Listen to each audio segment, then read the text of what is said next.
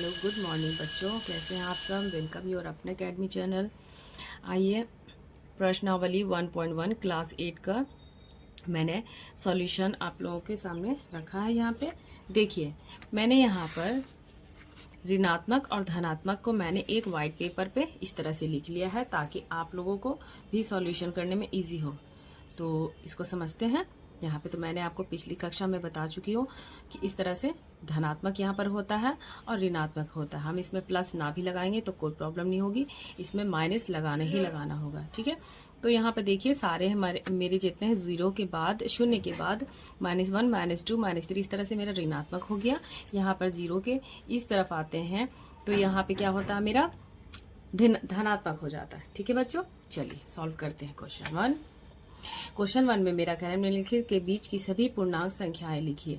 तो -5 और 5 के बीच देखिए, -5 मेरा यहाँ है और 5 यहाँ है, मतलब इन दोनों के बीच में जितनी भी संख्याएं हैं हमें पूरी लिखनी होगी। चलिए सॉल्व करती हूँ।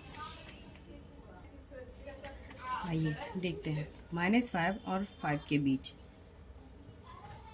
-4 -3 -2 -1 0 1 2 3 4 और 5। ठीक है, ये मेरा सॉल्यूशन है। चलिए आते हैं क्वेश्चन नंबर 2 के पास, यानी कि 1 का बी -2 और 8 के बीच का पूछ रहा मेरा। देखिए -2 और मेरा ये 8 यहाँ पर है, तो -2 ये हो गया, 8 यहाँ पर हो गया। इन दोनों के बीच की संख्या लिखना है। आइए लिखते हैं। -2 के बाद होता है -1 0 1 2 3 4 5 6 7 और 8। अब देखिए -6 और -2, -6 मेरा यहाँ है और -2 यहाँ है। इन दोनों के बीच में जो संख्या है मुझे लिखनी है। -6 और -2 के बीच में क्या है, -5 -4 -3 -2। ठीक है, अब -4 और -10 के बीच, ये देखिए मेरा -2 इधर है, -4 है मेरा और -10। देखिए -4 और -10, ये मेरा 4 रहा और ये मेरा 10। चलिए लिखते हैं। -5 -6 -7 -8 -9 और -10। ठीक है बच्चों, क्वेश्चन 1 मेरा सॉल्व हो चुका है। अब आते हैं क्वेश्चन 2 पे। क्या कह रहा है मेरा क्वेश्चन, निम्नलिखित में से प्रत्येक में बड़े पूर्णांकों पर घेरा लगाइए। इस तरह से घेरा लगाना है। देखिए मैंने आपको क्या कहा था, 0 के बाद जितनी भी संख्या ऋणात्मक में आती है, इस तरह से ये 1 से छोटा हो गया 2, 2 से छोटा -3, -3 से छोटा -4। इस तरह से ये जितना अंक बढ़ते जाएगा ये छोटा होते जाएगा। ये 0 है, सबसे बड़ा हो गया, -1 से बड़ा 0 हो गया। इस तरह से यहाँ पे उल्टा हो जाता है। धनात्मक में मेरा होता है कि 1 2 3 4 5 इस तरह से ये बढ़ते क्रम में हो जाते हैं। तो 1 से बड़ा 2, 2 से बड़ा 3, मैंने आपको पिछली कक्षा में भी बताया है। चलिए देखते हैं। -20 और 4, इन दोनों में बड़ा कौन सा है, तो मेरा 4 बड़ा है। चलिए बी में देखते हैं। -15 और -8 में कौन बड़ा है, -8। 0 और -5, इन दोनों में कौन बड़ा है, 0। -20 और -7, इन दोनों में कौन बड़ा है, -7। 25 और -2, तो ये मेरा धनात्मक में है और ये ऋणात्मक में, तो धनात्मक में ये बड़ा हो जाएगा। -20 और -18, इन दोनों में कौन बड़ा है, -18। यानी कि ऋणात्मक में जितनी छोटी संख्या उतनी बड़ी होती जाएंगी। ठीक है बच्चों, आइए क्वेश्चन नंबर 3 के पास चलते हैं। 3 मेरा क्या कह रहा है, रिक्त स्थानों में उचित चिन्ह इस तरह से बड़ा, छोटा और बराबर को भरिए। देखिए -6 और -8, इन दोनों में मेरा कौन सा बड़ा है, तो मैंने आपको पहले भी बताया था कि जब मेरा -6 और -8 जब रहेगा, जितनी छोटी संख्या है उतनी बड़ी होती जाएंगी, तो -6 मेरा बड़ा हो जाएगा।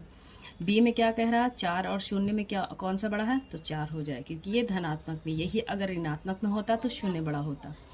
ठीक है। चलिए -15 और 2 में कौन सा बड़ा है? 2, क्योंकि ये धनात्मक में है।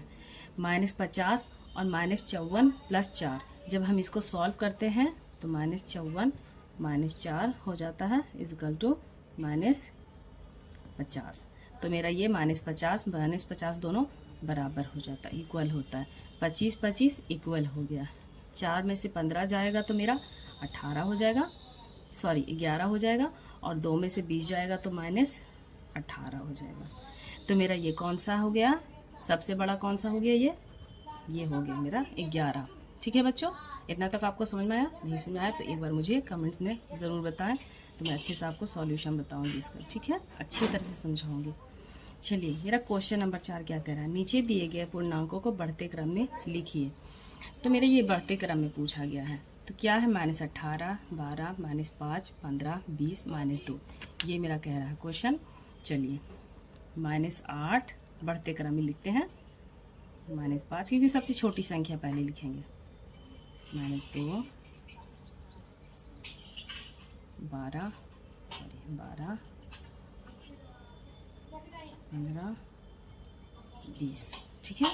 चलिए, क्वेश्चन 4 का बी, 5, 0, -2, -4, -15 और 8। इसमें मैंने -15 पहले लिखा, -4, -2, 0, 5 और 8। चलिए, आगे बढ़ते हैं। समझ में आ रहा है आप लोगों को बच्चों?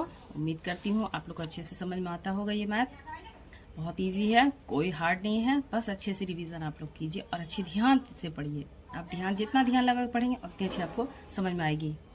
नीचे दिए गए क्वेश्चन 5 वगैरह, नीचे दिए गए पूर्णांकों को अगली पूर्णांक संख्या बताइए। तो -18 का क्या होता है अगला? -17। 15 का अगला क्या होता है? 16। -20 के बाद क्या होता है? -19। 18 के बाद 19।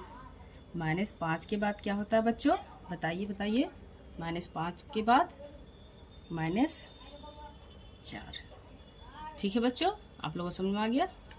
चलिए, अगला देखते हैं।